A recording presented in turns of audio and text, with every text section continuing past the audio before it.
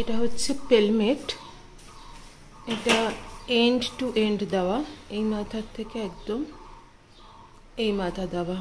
আমরা পেলমেটটা বানাই জেনারেলি বিল্ডিংয়ের ভেতরের হাইট কম থাকে ফ্লোরের থেকে, আর ওই কর্নারে একটু সরা, ওটা ওই কর্নারে একটা সাধারণত বিম থাকে, সেই বিমটা নিচে আমরা যখন ফল সিলিংটা করি তখন ফ্লোরের থেকে হাইটটা অনেকটা কমে যায়, সেই ক্ষেত্রে এসি বসানোটা খুব মুশকিল হয়ে যায়। তার জন্য পেলমেটটা যদি পুরো করে দেওয়া যায় টোটাল, তো তার উপরে আমরা এসিটাকে ইনস্টল করতে পারি ইজিলি। আর ভেতরে আমাদের এরকম কানেকশন বোর্ড দেওয়া থাকবে।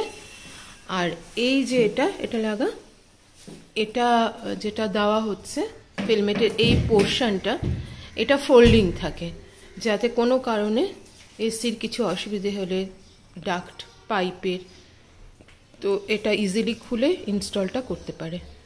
তো এভাবে পেলমেট দিলে এসি ইনস্টল করতেও সুবিধে হয়, আবার হাইটটাও পুরোপুরি পাওয়া যায়।